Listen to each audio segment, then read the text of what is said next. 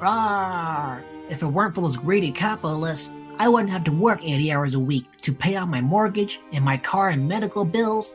It is time we band together to revolt and bring down the bourgeoisie. For many years now, capitalism and socialism and communism has been a topic of debate for which is the best economic system. In our current political environment, more negative association with capitalism have become more commonplace, especially as we begin to see more riots, protests, and revolutions enter into mainstream media. But in spite of its shortcomings and critics, capitalism is actually ethical, and it's also the best system the world has got. Before diving deeper into why this is, we need to begin with understanding what the differences are between these three systems. Socialism describes an economic and political system for a social organization which says the means of production, distribution, and exchange of goods and commodities should be owned or regulated by the community as a whole and the people within it, rather than privately owned in a free-market capitalist system, and is all managed by a democratically elected government. Now, most influential of all the socialists and revolutionaries was Karl Marx when he co-published the Communist Manifesto in 1848. He introduced communism, also known as revolutionary socialism, and suggests all production, distribution, and exchange of goods and commodities are communally owned, and everyone receives a portion based on what they need from a central government that determines it. Capitalism, on the other hand, is an economic and political system in which a country's trade and industries are controlled by private owners rather than by the state, and production of goods and services is based on supply and demand, which is the free market. So when thinking about capitalism, some downsides and negative spins may come to the forefront of our mind. Perhaps we may think of folks who are overworked and underpaid, working very long hours for a minimum wage. Perhaps imagery of exhausted factory workers in manual labor, or even young children wearing raggedy clothes while working in a clothing sweatshop with no ventilation. Aside from exploitation in imagery and low pay, more relevant to many of us could perhaps be the United States student loan crisis of over $1.71 trillion, increasing by an average of 12% every year, or even the rising cost of college in the United States, which increased 1,200% since 1980, with the cost of public undergraduate tuition increasing by 500% and 300% for private tuition. If not student loans, we can maybe consider the increased price of rent at a rate between 3 to 5% a year. In fact, the outstanding mortgage debt increased to $15.8 trillion in the third quarter of 2019. We can also consider the increase in healthcare costs. The United States has the highest costs of healthcare in the world. Just in 2019 alone, the United States spent $3.8 trillion in healthcare, which averages to about $11,000 per person. And the Centers for Medicare and Medicaid Services projected that by 2028, the national health expenditure will climb to about $6.2 trillion, or about $18,000 per person, which is about 20% of the GDP. Aha, you see? Capitalism is causing all of these problems. If we had socialism and communism, nobody would be in debt and everyone would have universal health care. No more 80-hour work weeks.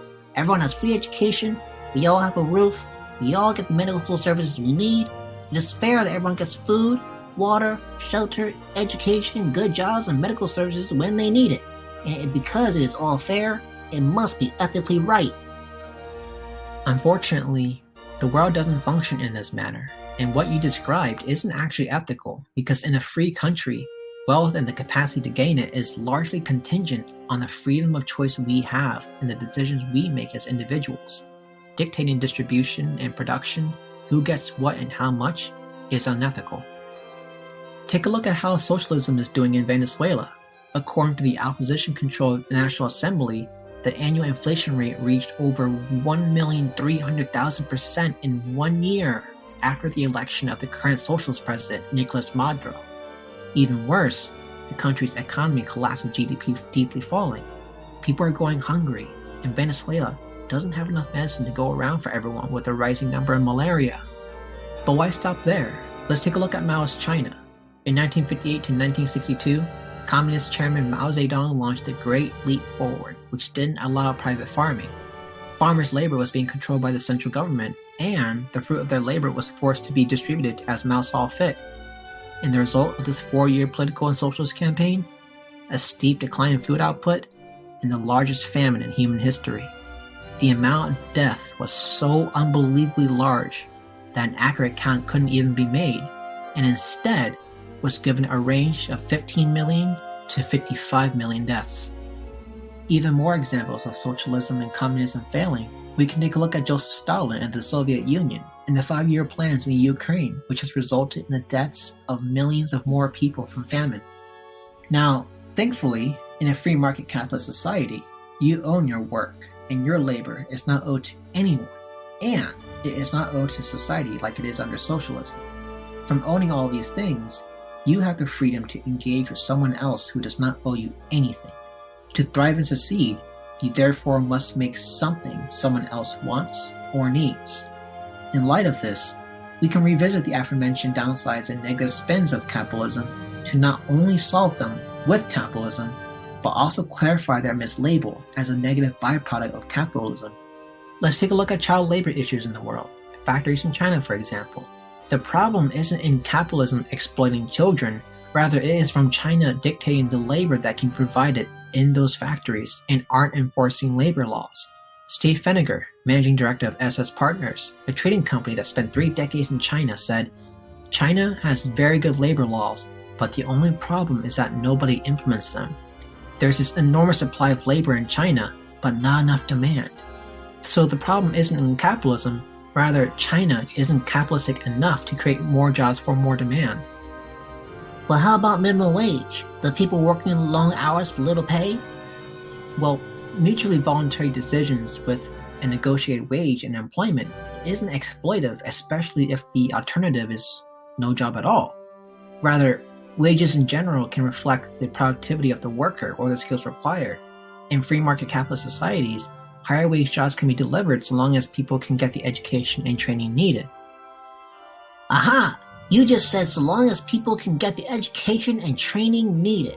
Well, you can thank capitalism for the student loan crisis. Well, not exactly. Socialistic policies such as the direct student loan program and the old federal family education loan program, they all made it much easier for students to be guaranteed a loan.